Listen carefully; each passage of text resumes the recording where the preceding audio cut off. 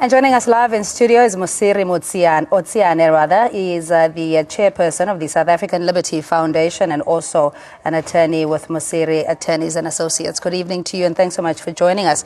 Is this just an indication of the lackluster approach to state security and especially state agencies?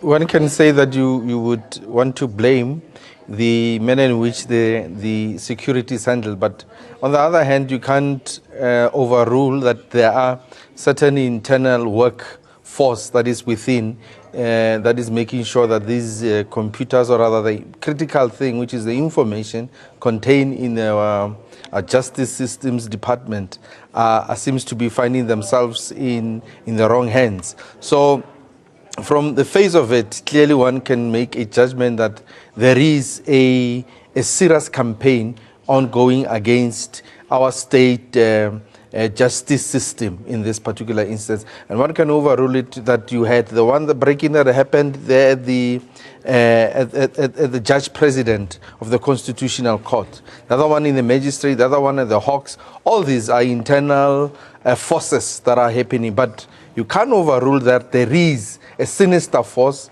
that is out there to make sure that it gathers much information and manipulate it to whoever it is at their own benefit at the later stage. Yeah, but I mean, if the police themselves can't police any wrongdoing or even robberies at their own institutions, then who's supposed to do that?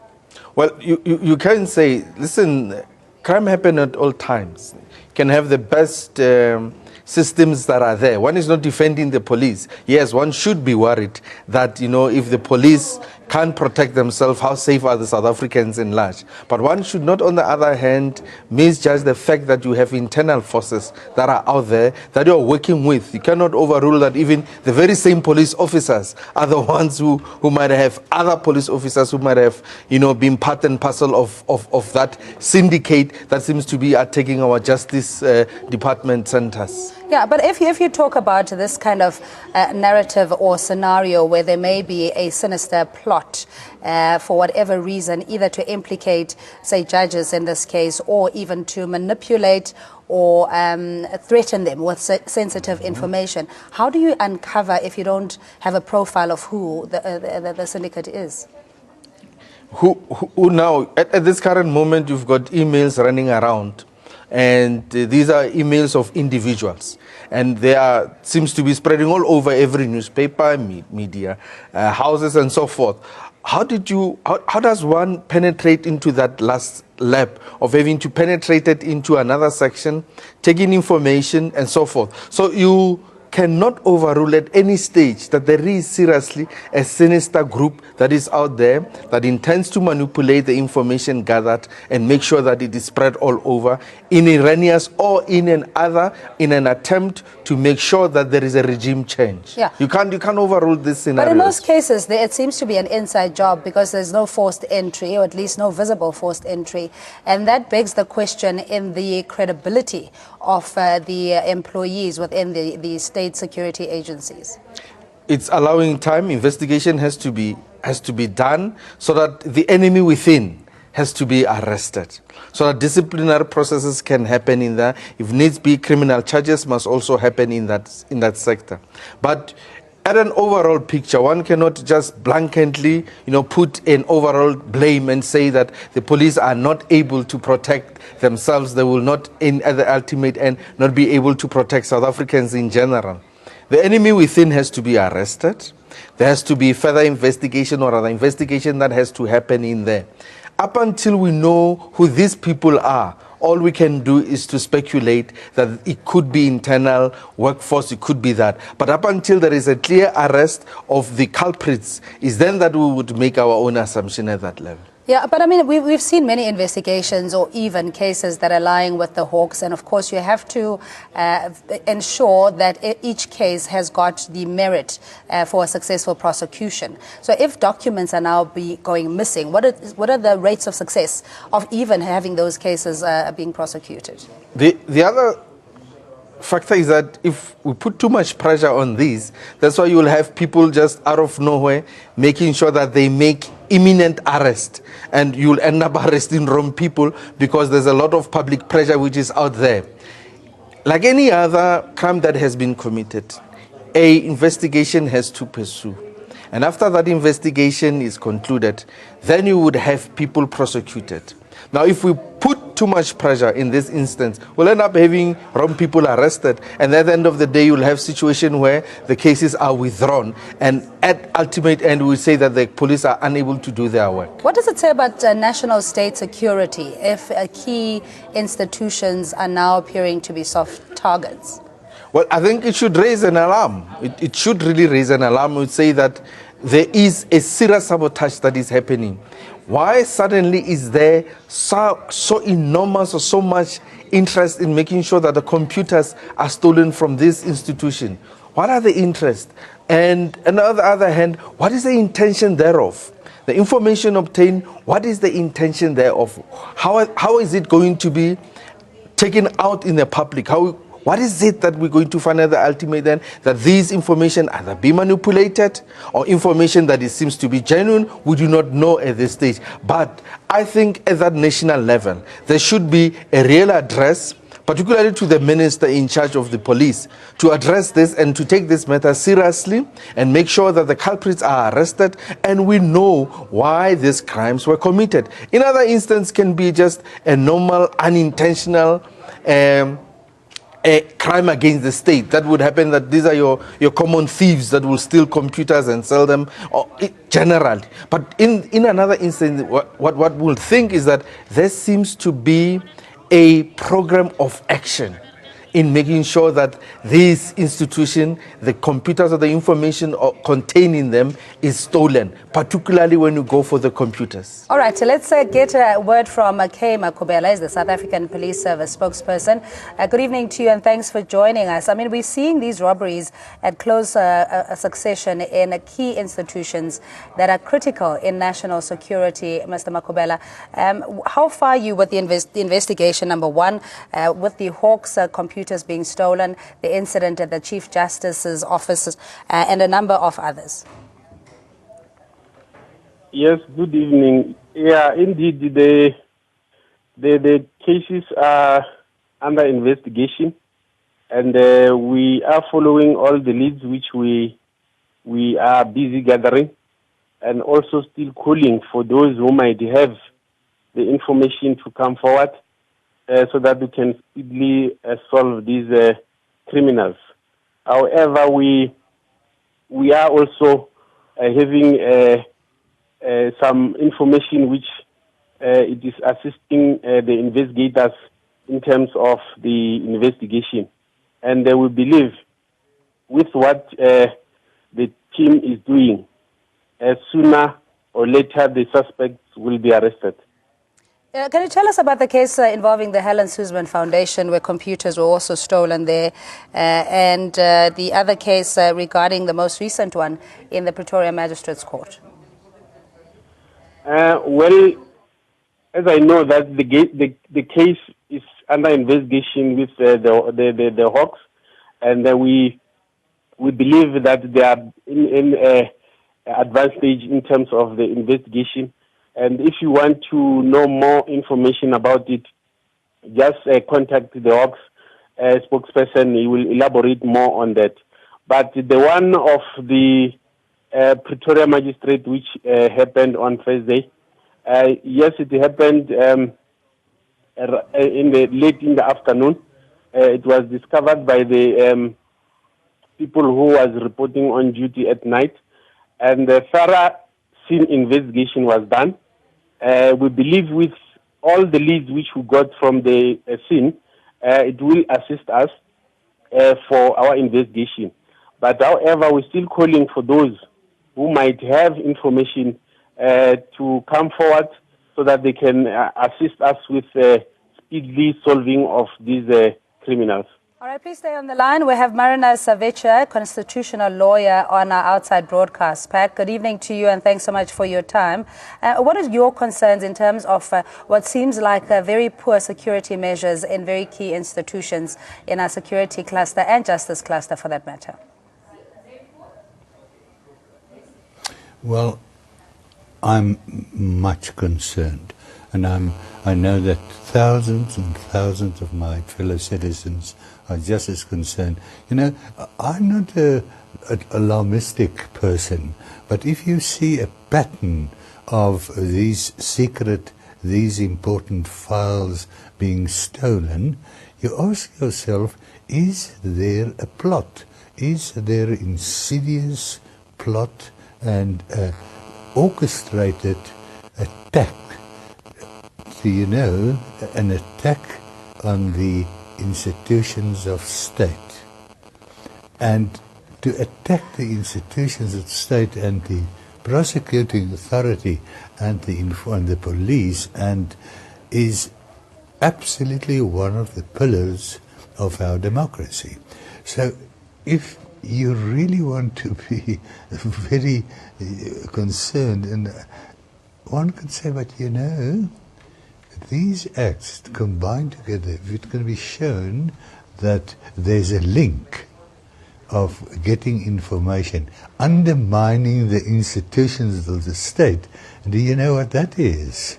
It's the old common law act of treason. It's the most severe crime that's possible because it uproots the stability of the state institutions.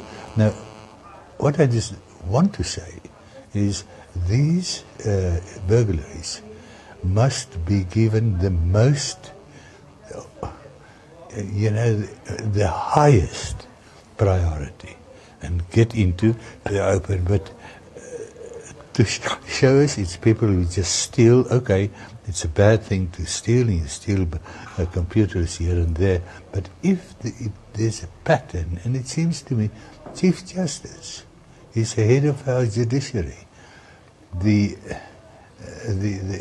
prosecuting authority, and the Hawks and so on, then you ask yourself, what are these people planning? Are they planning to ruin the institutions of state?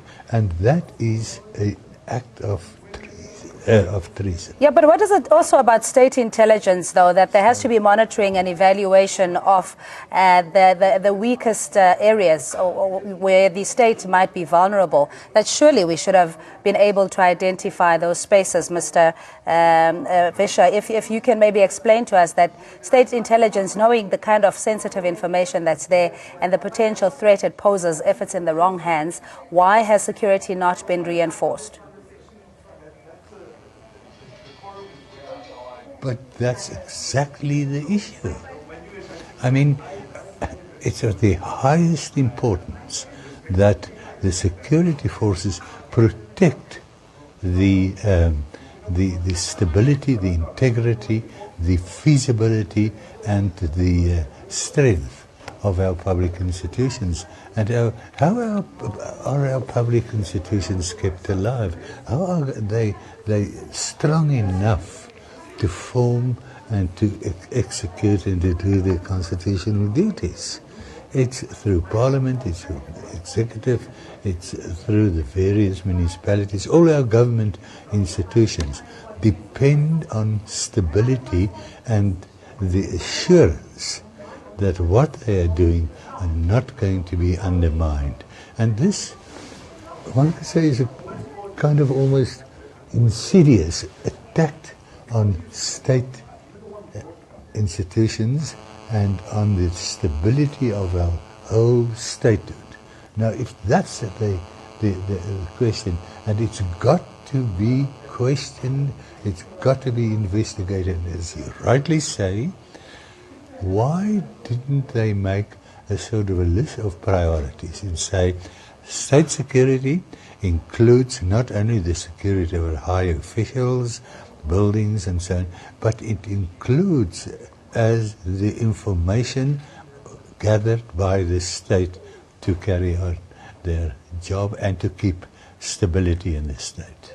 Please stay on the line with us. We have Mosiri Tsiane with SALF as the chairperson. The frequency of it is also quite concerning, and the fact that we still have no arrests so far. And as you were saying, there is sensitive information already out in the public domain. So who then ought to take responsibility if seemingly it's being treated as just a business robbery at this stage? Criminals. You can't put a blame specifically to an individual when a criminal activity has occurred. But it is that there has to be a priority taken. And I'm intended to agree with Prof over there that treat this as nothing else less than a crime against the state.